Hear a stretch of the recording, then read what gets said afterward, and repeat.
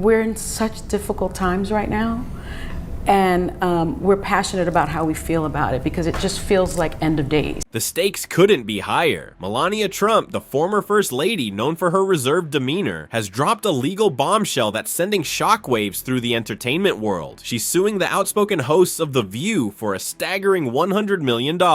Yes, you heard that right, a 9-figure defamation lawsuit. This isn't your typical celebrity drama. It's a calculated move, one that's poised to challenge the boundaries of media accountability like never before. What sparked this audacious legal battle? According to Melania, the host crossed the line with statements that went beyond critique. She claims their words weren't just offhanded remarks. They were outright falsehoods, designed to damage her reputation and perpetuate a narrative she insists isn't true. And for someone as fiercely private as Melania Trump, this isn't just about money, it's about principle. Her legal team is clear. This case is about setting the record straight and ensuring that false narratives don't gain traction under the guise of entertainment. But this is no ordinary defamation lawsuit. The sheer size of the claim, $100 million, signals that Melania is playing for keeps.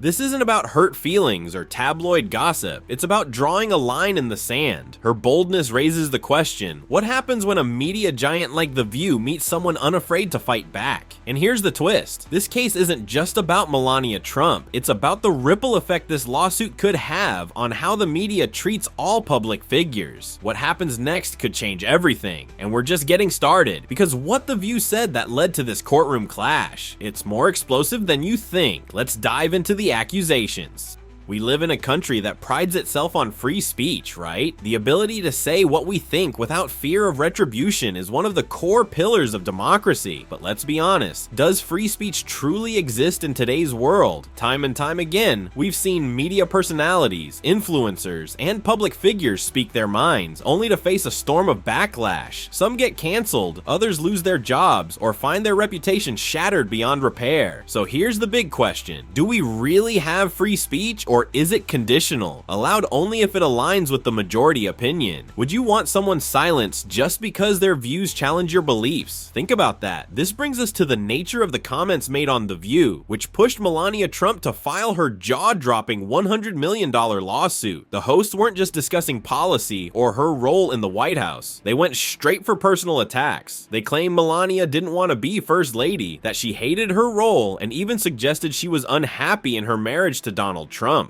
They painted a picture of a resentful, detached figure, implying she was indifferent to the expectations of her position. And it didn't stop there. The hosts went on to mock her decisions about redecorating the White House, accusing her of destroying the Rose Garden. One even suggested she hated Christmas. Yes, Christmas. These weren't lighthearted jokes. They were inflammatory, deeply personal statements that Melania claims were designed to humiliate her on a national stage. I don't look my age. No, I don't. I have that good Italian skin, you know, that I inherited from my mother.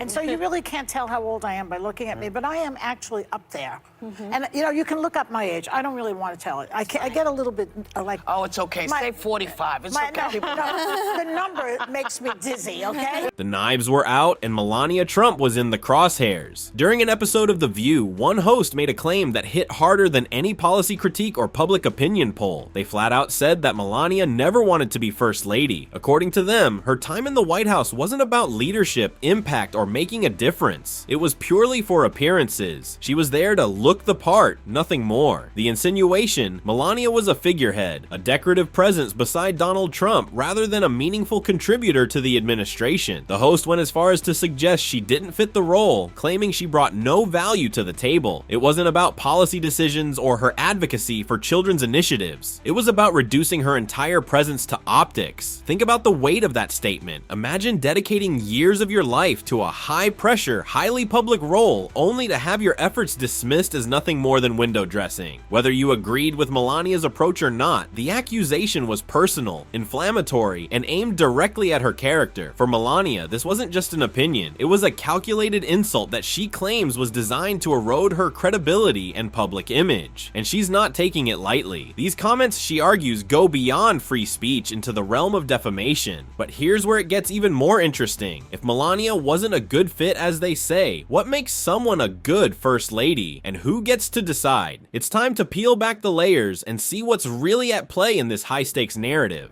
The criticism didn't stop at questioning Melania Trump's fit for the role of First Lady. It expanded into nearly every aspect of her public life, targeting her decisions, actions, and even her personal preferences. Her redecoration of the White House was labeled as destructive. Her lack of enthusiasm for holiday traditions, like decorating for Christmas, was spun into a narrative that she hates Christmas altogether. These comments weren't just unflattering, they painted her as indifferent, cold, and disconnected from the responsibilities of her role. Here's where it gets tricky. Is this harsh opinion, or does it cross the line into defamation? For a statement to be considered defamatory, it must meet a few key criteria. First, it has to be false, not just unkind, but factually incorrect. Second, it must cause harm to the person's reputation, impacting their public perception, career, or relationships. Finally, it must be made with a certain degree of negligence or malice, either knowing it's false or recklessly disregarding the truth. According to Melania's legal team, the comments made by The View host check all these boxes. They argue that these statements weren't just opinions, they were untrue claims presented to a national audience in a way that was intended to damage her reputation. In her lawsuit, she's not just fighting back against criticism, she's making a statement about the consequences of spreading harmful, baseless narratives. But here's the question: do you think these comments qualify as defamation, or are they simply part of the free speech territory? Should public figures like Melania Trump have to endure this level of criticism, or is there a line that shouldn't be crossed? Let's dive into how this case could redefine where that line gets drawn.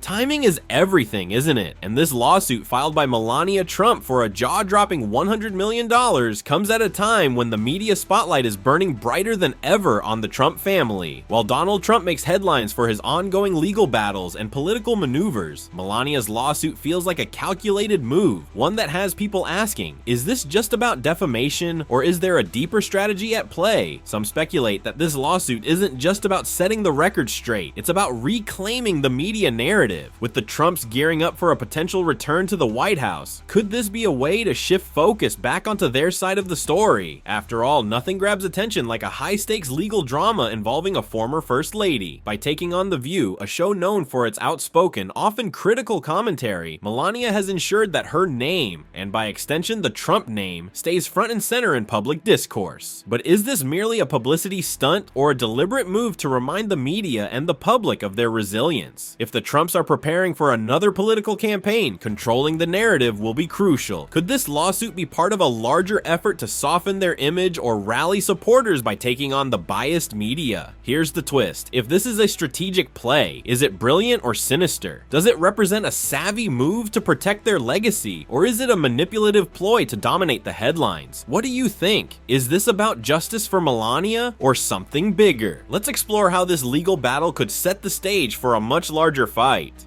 Melania Trump's $100 million defamation lawsuit against The View isn't just another celebrity squabble. It's a bold, high-stakes battle with implications far beyond her personal reputation. The host's comments about her suitability as First Lady, her personal choices, and even her private life ignited a firestorm of criticism that Melania claims crossed the line from opinion into defamation. For her, this isn't about a moment of hurt feelings. It's about taking a stand against what she perceives as damaging lies that could impact her legacy. The timing of the lawsuit raises even more questions. As the Trumps remain in the political and media spotlight, some see this as a strategic move to redirect attention and reclaim control of the narrative. Others argue it's simply a necessary response to protect her name in the face of harmful, unchecked commentary. Regardless of intent, this case underscores bigger issues about free speech, media accountability, and the blurred lines between criticism and defamation. If Melania wins, the decision could set a precedent that reshapes how public figures are treated by the media, forcing outlets to think twice before turning harsh opinions into headlines. On the flip side, critics warn this could have a chilling effect on free speech, limiting how much the media can scrutinize public figures. So what do you think? Is Melania fighting for justice, or is this part of a calculated plan? And what does this case mean for the future of media, free speech, and the scrutiny public figures face? One thing's for sure, this legal battle is far from over, and its ripple effects could change the game for everyone involved.